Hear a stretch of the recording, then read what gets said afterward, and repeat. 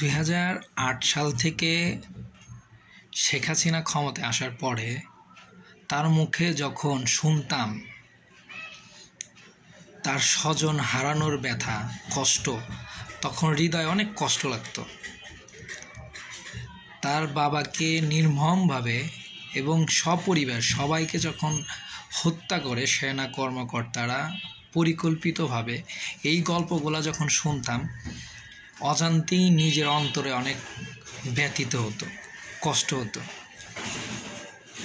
কিন্তু কিছু কিছু ভুল মানুষকে, কিছু কিছু ইতিহাসের মাধ্যমে মানুষকে অনেক কিছু শিখায়। ইতিহাসগুলো যখন পুনর্জীবিত হয় তখন অনেক কিছু শেখা যায়। তেমনটা হয়েছে শেখ পরিবারের ক্ষেত্রেই।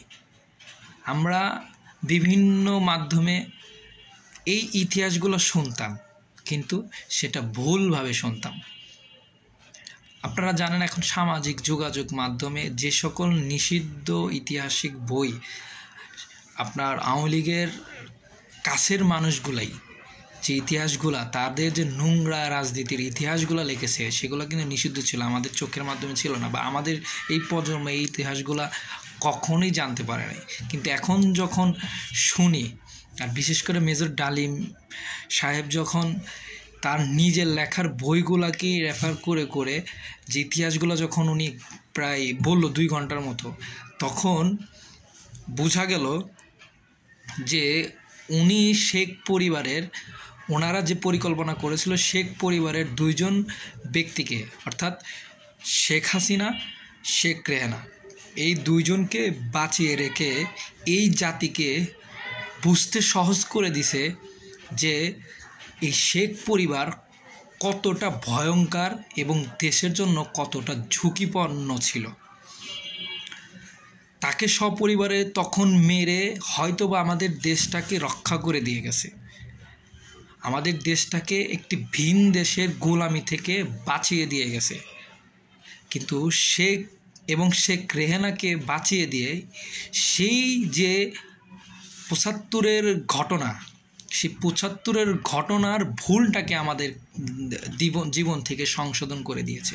আমরা যে জিনিসটা শুনতাম অনেক সময় কষ্ট লাগতো যে এরকম একজন পপুলারিটি নেতা, এরকম বিপ্লবী একজন নেতাকে এরকম সপরিবারে হত্যা করলো, যে নাকি আমাদের বাংলাদেশের সমস্ত মানুষকে যুদ্ধে অংশগ্রহণ নেওয়ার জন্য জাগ্রত করেছিল, পাকিস্তানের সাথে সরাসরিভাবে যুদ্ধ করার মতো সেই সাহস জুগাইছিল। সেই রকম একজন নেতাকে যখন সপরিবারে হত্যা করে তখন কিন্তু আমাদের খুব খারাপ লাগে। কিন্তু এইরকম একজন বিপ্লবী নেতার ভিতরে বা মনের ভিতরে যে নোংরা একটা মনোভাব, নোংরা একটা মানসিকতা তৈরি হয়েছিল, বা যুদ্ধের আগে থেকেই সে এই ধরনের মন মানসিকতা নিয়ে দেশের রাজনীতিটাকে খারাপ করতে চেয়েছিল এবং বাক স্বাধীনতা করতে চেয়েছিল, দেশের মানুষদেরকে প্রজা করে একটা দেশের গোলামি করার মতো চিন্তা ভাবনা সে করেছিল। হয়তোবা মেজর ডালিমের মতো এবং খন্দকার মুস্তাক আরও অনেকে এর সাথে জড়িত ছিল ওনাকে হত্যা করার ক্ষেত্রে। সেক্ষেত্রে দেশটা বেঁচে গিয়েছে। আর এই 2 শয়তানকে বাঁচিয়ে রেখেই দেশের মানুষদেরকে বোঝাইতে সহজ হয়েছে বা বুঝতে সহজ হয়েছে আমাদের যে এরা কতটা। 2008 সাল থেকে যে পরিমাণ মানুষ, নিরপরাধ মানুষদেরকে যেভাবে হত্যা করছে, বিরোধী দলের নেতাদেরকে যেভাবে হত্যা করছে, এটা শুনলে বর্তমান এখন যেভাবে এই জিনিসগুলো আমরা জানতেছি বা ইলেকট্রিক গণমাধ্যমে যে আমরা শুনছি, এখন আমাদের মনে হচ্ছে যে এই পরিবারটা আসলেও দেশের জন্য খুব ভয়ঙ্কর ছিল। 2008 সালে ক্ষমতায় আসার পর থেকেই বড় ধরনের যে ঘটনা ঘটালো বিডিআর হত্যাকাণ্ড, তারপরে একের পর এক বিরোধী দলের নেতাকর্মীদেরকে হত্যা করলো, জামাত ইসলামী জামাত শিবিরের লোকজনদেরকে হত্যা করা হলো, বিএনপির শত শত নেতাকর্মীদের নামে মামলা দিল, বিএনপির বিভিন্ন মানুষদেরকে রাজাকারের ট্যাগ দিয়ে দিয়ে হত্যা করলো, শাপলা চত্বরে হেফাজত ইসলামের আলেমদেরকে হত্যা করলো। তারপরে মোদি সরকার বাংলাদেশে আসবে সেই আন্দোলনের সময় শত শত মানুষদেরকে হত্যা করলো, গুম করলো।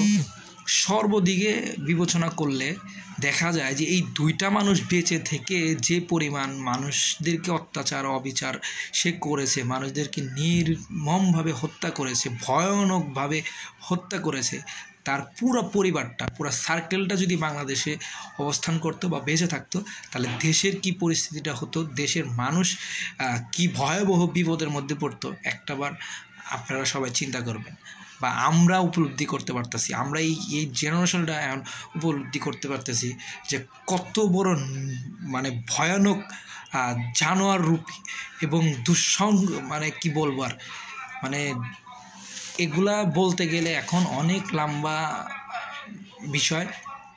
তো এখন আমাদের সঠিক ইতিহাসগুলো জানা দরকার, সঠিক যে ইতিহাসগুলা লুকিয়েছিল সেই জিনিসগুলো জানা দরকার, এবং পরবর্তীতে যেন কোনো শাসক এসে আমাদেরকে প্রজা বানিয়ে যেন আমাদের উপর অত্যাচার নির্মম নির্যাতন যেন না চালাতে পারে, এবং কোনো শাসকের পিছনে থেকে যেন তাদের গোলামি না করতে হয়, কোনো দেশের যেন গোলামি না করতে হয়, সেই দিকে সজাগ থাকতে হবে।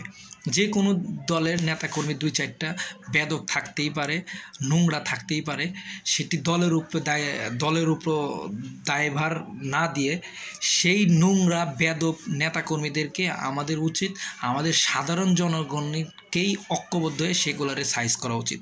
কোনো দলের নামে ব্লেম দেওয়ার আগে যে সকল নেতাকর্মীর মাধ্যমে যে দলের নামে ব্লেমগুলো আসতেছে, মানে খারাপ রিপোর্টগুলো হচ্ছে, সেই সকল নেতাকর্মীদের ধৈর্য আমাদের সাধারণ জনগণেরই একটু উত্তম মাধ্যম দেওয়া দরকার। কারণ দল কখনো একটা কর্মীকে সাইজ করতে পারবে না, কারণ একটি দল বড় হয় সাধারণ জনমতের ভিত্তিতে।